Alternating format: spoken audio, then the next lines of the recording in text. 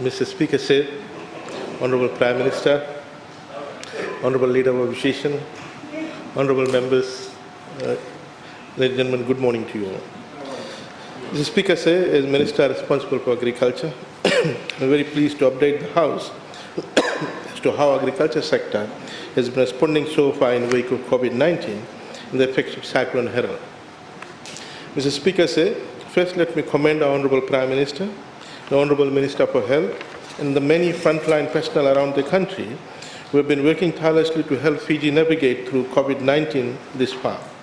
It is through a clear and united national response that the agriculture sector has also been working tirelessly and ramping up our efforts to ensure food security and develop our vital agriculture sector to support the Fijian economy. Mr. Speaker, sir, COVID-19 has required us all to act decisively.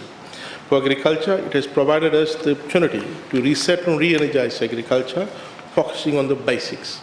In the last 2 months, I have shared with farmers, businesses and stakeholders several important initiatives that are part of our agriculture, food security and growth and expansion strategy, which are central to our COVID-19 response and central to grow Fijian economy going ahead. This strategy is precisely about getting back to basics, about promoting food security initiative as widely as increasing productive capacity, strengthening our food supply chains, and also about accelerating our vision to reshape agriculture as ultimately the main engine of economic growth in Fiji, rightful place where agriculture should be. Mr. Speaker said, we all know that challenges of the recent will linger for a while.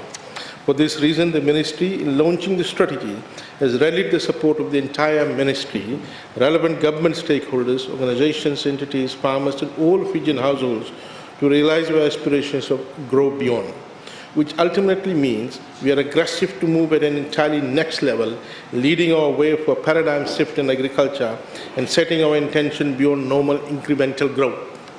Mr. Speaker, allow me to talk about these response initiatives and programs. Under the home gardening program, which is aimed at all households in urban and peri-urban areas around Fiji, we have, as of end of last week, Friday, within less than 2 months since the launch of this package, distributed 36,495 seed packages to households across the 4 divisions of Fiji. Implemented across 4 waves in a relatively short window, this comprised about 16,391 packages to the Central Division, 13,137 packages in the Western Division, 983 packages in the Eastern Division, and 2,142 packages in the Northern Division. Simultaneously, over 3,842 packages were distributed to faith-based organizations, employees of non-government organizations, and corporate entities aimed at people who have directly been impacted by effects of COVID-19. These total packages equate to 307,176 individual seed packs that households around Fiji got, which is a phenomenal achievement in promoting household food and nutritional security. Never before has Fiji seen such unprecedented level of activity at household level in growing their own food supported by the Ministry of Agriculture. We are now seeing Fijians proudly showing off the fruits of their labor through the assistance provided by the Ministry of Agriculture. And Mr. Speaker said, this is something that we all should be very proud of. Mr. Speaker said, on a daily basis, I get messages, text messages, Viber messages, emails of households who have benefit from this assistance and wanting to get into bigger scale commercial agriculture. Mr. Speaker, at this juncture, I just want to read out this email that I got yesterday. In quotes, good afternoon, I want to thank the Ministry for this initiative and providing the platform and mechanism to rejuvenate backyard farming and the farming as a whole, which is and will help the people of Fiji. My family took advantage of this opportunity and commenced with backyard gardening during the COVID-19 lockdown and started small-scale pre-COVID lockdown. With time, the intense interest in farming grew and saw us acquiring an idle land beside our property, Nendi, from its owner in Sonaka village, Nendi. We started to grow our farm from subsistence to sort of a big scale now. With this, we kindly request Ministry to assist with the following: more seedlings, connecting to markets, and any other assistance. Sir, the above is submitted for consideration. Thank you. Salote Malimali, Executive Officer, ETL TV. Mr. Speaker, what I'm trying to demonstrate here is that how the backyard gardening package assistance motivated the households to move into large-scale commercial agriculture, and therefore pulling the land which was idle into agriculture. Mr. Speaker, this is becoming a story throughout Fiji. Now, Mr. Speaker, that takes me to the next initiative, which is the Farm Response Package.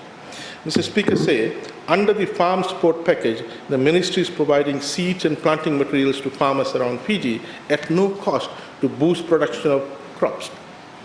There are two elements to this initiative. Firstly, it is demand-driven.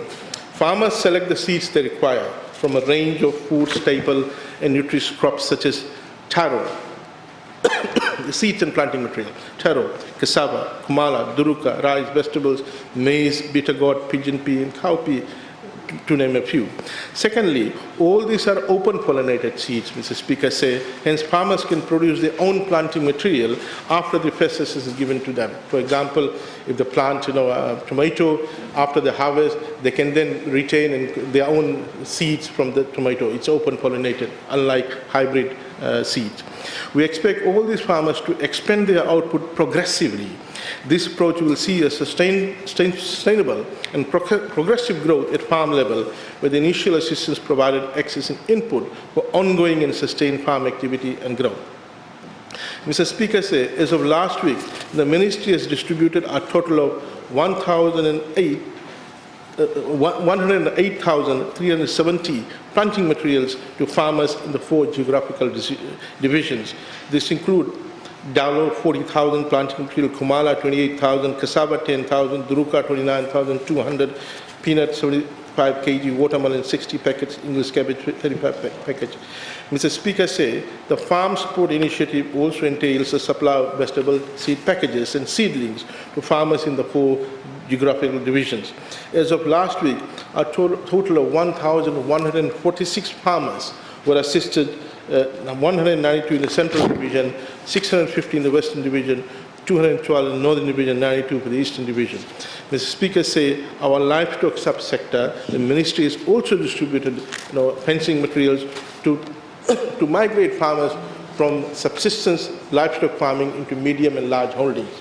Mr. Speaker, we have just acquired $600,000 from German Environment Fund under the Biodiversity program to protect our natural forest biodiversity. Mr. Speaker, in that, to protect biodiversity, we need to fence and look after animals, free animals. In this initiative, Mr. Speaker, we are providing close to 600 farmers with fencing material. The Speaker each support package contains fencing material, and along with the fencing material, we also provide them with tree seedlings for mahogany, teak, and sandalwood, so that we fulfill the biodiversity requirement of that particular assistance from the German Environment Fund. Mr. Speaker, for many decades now, Fiji has remained a net importer of food, importing around $500 million worth of food each year.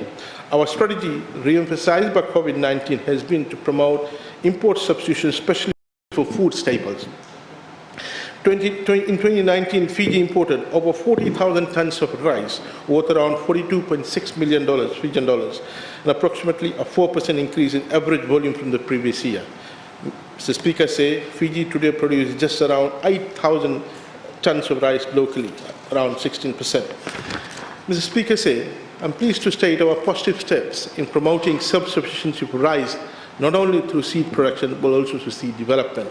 Mr. Speaker, in 2019, we produced 75,600 rice seeds. In July, we released 2 dryland rice varieties, Sitara and Dangimubo, which is more conducive to be grown in dry areas such as the Western Division, and they are known to be Arabic rice variety.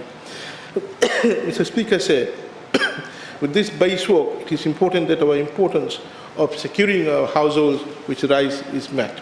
Mr. Speaker, we have outlined several strategies to ensure that we are able to increase reduce our dependency on imported rice. The Speaker said, I want to make assure this House that we will do everything possible so that no one can threaten us in terms of rice security for our country, which is a staple. The Speaker said, we are providing rice seeds up to 30 kg for 1 acre farms to every sugarcane farmer who are willing to plant rice. Mr. Speaker said not only it will increase rice production locally, but it will also complement food security and income security of the farmers involved in the sugar industry. Mr. Speaker said we've got about 12,000 rice farmers. To be 100% self-sufficient in rice, we need to bring in 24,000 acres into production, new 24,000 acres of land into production.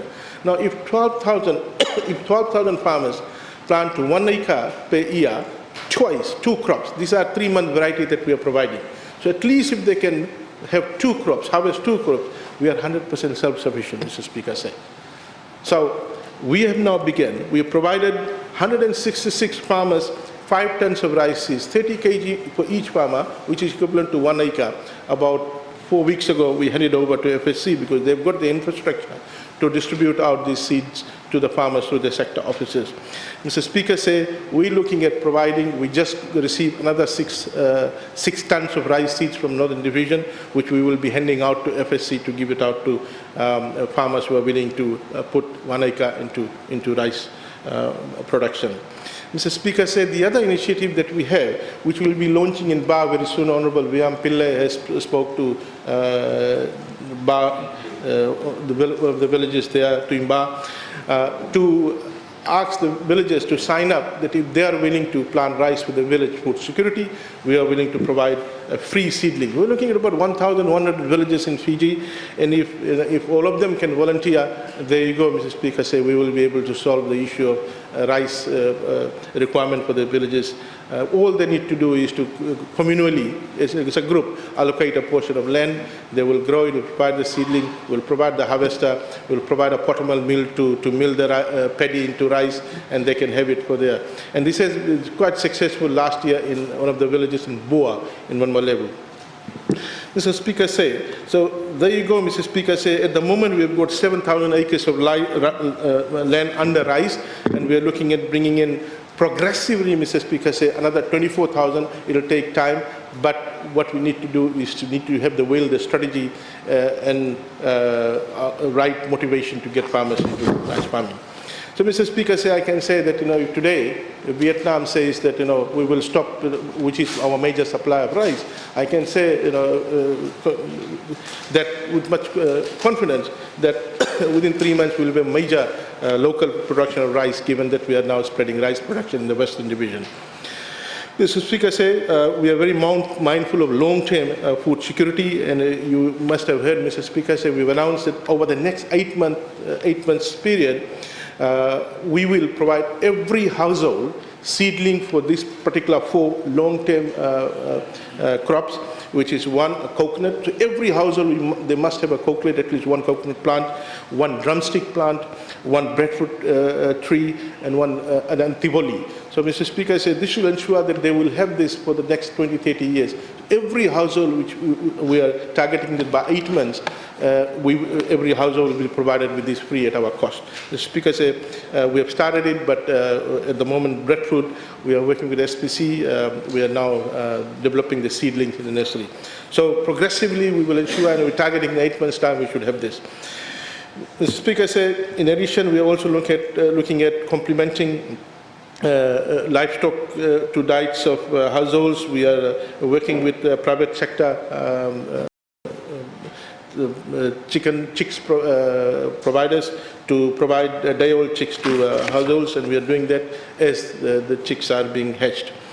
The Speaker said, we all know that Fiji's strategic advantage lies in the primary sectors, be it fisheries, be it forestry, be it agriculture. And amongst these, the core agriculture sector stands tall because we've got a number of comparative advantage given our plantings, the seasons. We can grow crops year-round. there are investors who came down from US and said that we have successfully grown this crop in US and we want to grow in Fiji. And I said, why do you want to come and grow in Fiji when you can grow in US with large tracts of land there? The speaker said, they said that Fiji, the distinct advantage is that we can grow this year round. We can't grow this there during winter. So Mr. Speaker said, we've got advantage in terms of soil condition, soil structure, soil fertility. We've got advantage in terms of water availability. Anyone would say that there's a water shortage. There's not water shortage here, Mr. Speaker said. It's water management and distribution that's an issue here. And Mr. Speaker said, we are in our commercial strategy, we are asking commercial farmers, you can come to us and say that you've got 100 acres of land that you want to put under dalo, cassava, or turuka. We will provide you the planting material free. We will also assist you in land preparation, which is available to any farmer at a subsidized cost. An acre of plowing will cost you about $120. Ministry pays $28. The farmer pays $28, and we will pay the remaining, and we outsource. So land preparation is again, which is a major cost to the farmer.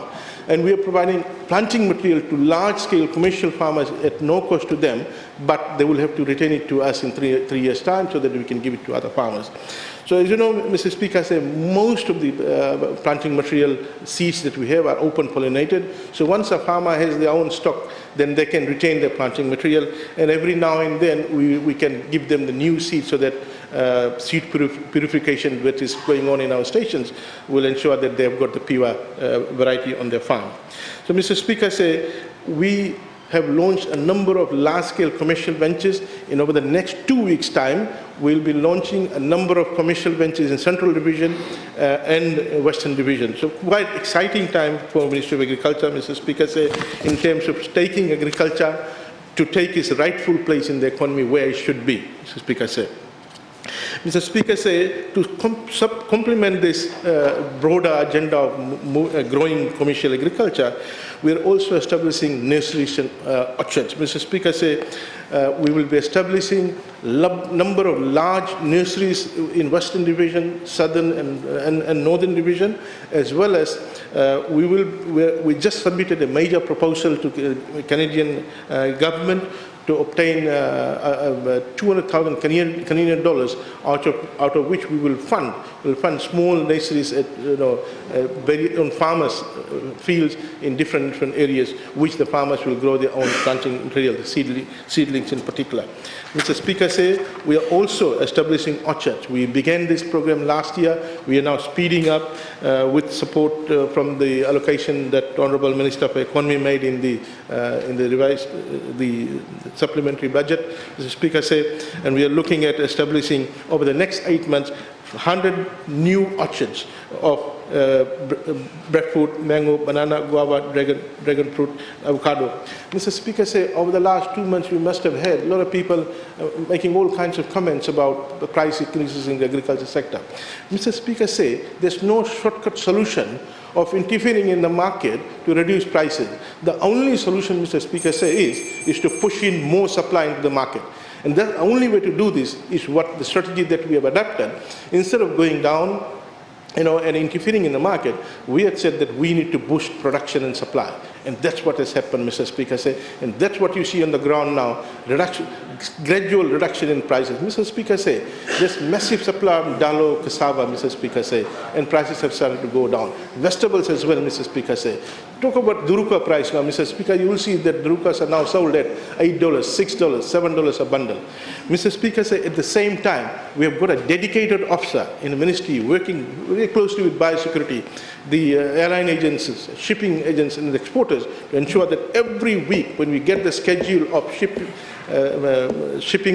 agents, ships going outside and flights, they will obtain the volume, space available, immediately work backwards with the exporters to ensure that we fill up, Mr. Speaker, say. So we have got a dedicated officer now working, and every day they will supply to us data, myself and the PS, about what is the situation in terms of which exporter, who are picking up this volume, ensure that no space is left in the carrier. Mr. Speaker, say, we're going big, Mr. Speaker, in terms of ensuring that agricultural exports will become the leading export out of Fiji, Mr. Speaker, say. Mr. Speaker, say, at the same time, Mr. Speaker, say, at the same time, We are revisiting, restructuring our research station. The speaker said, but I got a bit busy on this. We will be getting a paper to Cabinet and then making an announcement about how we are restructuring our research station, where we will have specialized activity in each of the research stations. Thank you, Mr. Speaker, sir.